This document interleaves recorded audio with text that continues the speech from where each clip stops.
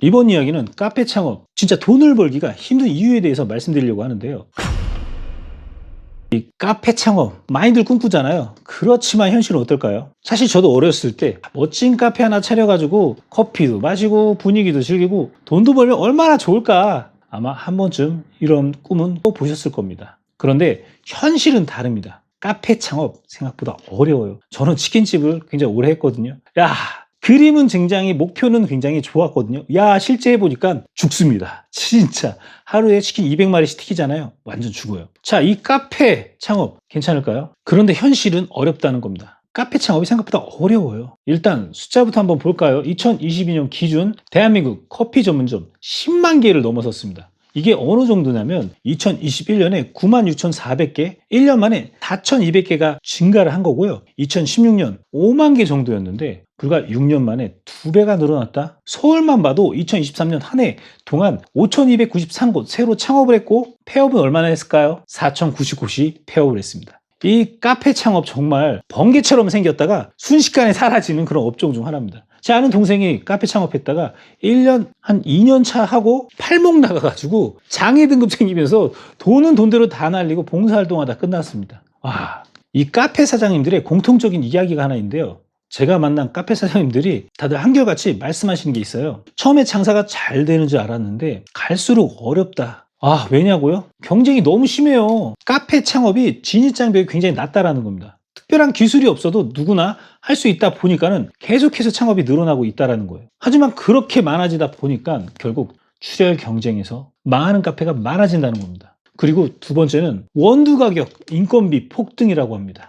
요즘 원두 가격 장난 아닙니다. 작년에 브라질 가뭄, 베트남 폭우 때문에 공급이 문제가 생기면서 무려 70%에서 120%까지 가격이 올랐어요. 거기다가 2025년 최저임금 1,030원으로 오르면서 아르바이트생, 알바를 고용하는 것도 부담이 엄청나게 커졌습니다. 그리고 공통적인 거, 퇴근이 없는 카페 사장님들. 알바들은 퇴근하는데 사장님들은 끝까지 가게 시켜야 돼요. 월세 내야 되잖아. 뭐 남는 게 없으니까. 그래서 어떤 분들은, 거의 대부분, 특히 배달하시는 분들은 되게 많이 알거든요. 쿠팡, 배민 배달하시는 분들이 차라리 알바 자리 배달하는 게 낫다. 실제로 가게 운영하면서 배달하시는 분들 많거든요. 시간 짬짬이 할 때. 가게 운영에서 마이너스니까 배민이라든지 쿠팡 배달해서 그걸로 월세 메꾸고 있어. 이게 뭐야. 이런 모든 걸 감당하려면 진짜 각오 단단히 하셔야 됩니다. 그러면 카페 창업의 비용은 얼마나 들까요? 우리나라 가장 매장이 많은 모 프랜차이즈 기준으로 보면 창업 비용이 5천에서 1억 원 정도, 월 매출 1,500에서 2,500만 원 정도라고 보시면 됩니다. 근데 중요한 점이 있어요. 카페 평균 폐점 기간이 3년을 못 넘긴다는 거예요. 근데 여기서 중요한 게 있는데요. 카페 평균 폐점 기간이 3년을 못 넘긴다? 이게 문제는 본전도 못 건지고 문을 닫는 경우가 거의 빚만 쌓인다? 그리고 폐업하면 뭐 하죠? 점포 철거해야죠. 그리고 세금 내야죠. 인건비 못 준 거 다 줘야 돼. 보증금 다 날리고 하고 빚만 쌓이는 경우 굉장히 많거든요. 버틸라고 대출 계속 받아요. 소상공인 무슨 대출, 코로나 무슨 대출. 다 쌓이고 보니까 1억 넘어, 2억 넘어, 이런 거 되게 많거든요. 그리고 요즘에 저가 브랜드 커피가 급격하게 늘어나면서 개인 카페 생존이 더 어려워졌어요. 보통 개인 카페 하루 매출이 10에서 15만 원 정도라고 해요. 임대료를 내고 나면 손에 남는 게 없이 빚만 남는다는 거예요. 세금 낼 돈이 없잖아요. 계속 오르는 원가 비용 해결책이 없는 건가? 2025년이 시작되면서 카페 운영이 더 어려워진 이유가 있습니다. 자, 첫 번째로 최저임금 상승했고요. 시간당 1,030원 아시죠? 자, 두 번째, 원두 가격 폭등 최대 120%까지 인상됐다. 세 번째, 전기세, 수도세, 임대료 다 상승했어요. 운용 부담 폭등이라는 거예요. 이 모든 게 한꺼번에 겹치면서 이 장사하면 할수록 손해를 본다고 이런 말이 나올 정도입니다. 많은 자영업자분들이 요즘 이런 얘기를 해요. IMF보다 힘들다, 코로나 때보다 힘들다. 정말 그만큼 어렵다는 거예요. 제가 10년 전까지 이제 이런 장사를 했었는데 그때는 괜찮았던 것 같아요. 지금은 아니에요. 이 자영업자 비율이 점점 줄어들고 있는데, 우리나라의 자영업자 비율 2023년 11월 달에 한번 기준으로 봤을 땐 19.8%였는데 예전에 어땠는지 아세요? 1980년대는 50.8%, 1996년도에는 37.2%, 2010년도 23%, 2024년도는 19.8%라고 합니다.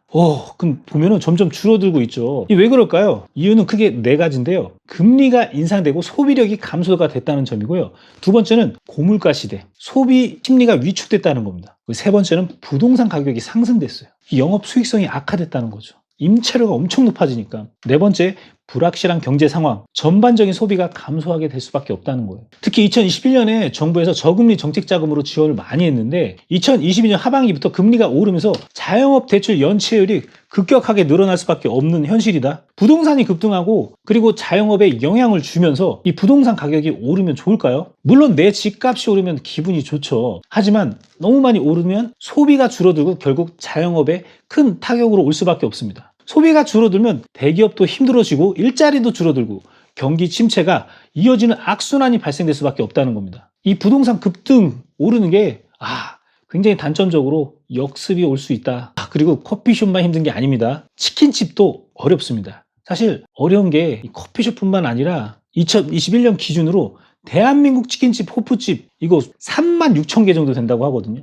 전 세계 맥도날드 수는 몇 개인지 아세요? 35,000개입니다. 야, 뭐 더 많잖아. 전 세계 맥도날드 매장보다 한국 치킨집이 더 많다. 야, 놀랍지 않나요? 그런데 호프집이 많이 줄어들고 있어요. 너무 많은 사람들이 같은 업종을 창업하면서 결국 경쟁이 심해지면서 살아남기 힘든 어려운 구조가 되고 있다는 거죠. 그리고 이제 스터디 카페 창업하다가 망하시는 분들도 많거든요. 예전에 제 지인이 스터디 카페를 창업했는데 하루 매출이 7만 원, 10만 원밖에 안 나오는 거예요. 손익분기점을 맞추려면 하루에 그래도 40만 원, 30만 원 벌어야 되는데 당연히 망할 수밖에 없겠죠. 더 웃긴 게 그때 망했는데 장사도 안 돼요. 이거 부동산에 내놨어요. 팔려고 권리금을 받고 싶다고. 근데 권리금을 주겠다고 하는 사람도 나타났다는 거예요. 대박이죠. 이런 상황에서 여러분들 팔겠어요? 안 팔겠어요? 2초 고민도 안 하고 판다는 겁니다. 3초 고민도 안, 1초 고민도 안 해. 결론, 자영업 아무나 하는 게 아니다. 3년을 버티기 어렵다. 사실 중소기업도 3년 버티기 어렵거든요. 3년이 넘어가면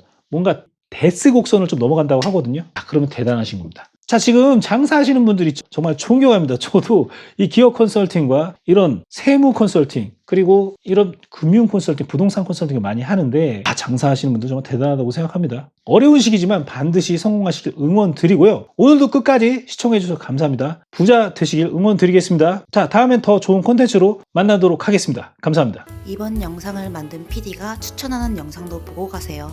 머니 해결사의 다른 영상도 즐기시려면 구독 버튼을 꼭 눌러주세요. 이번 영상을 만든 PD가 추천하는 영상도 보고 가세요.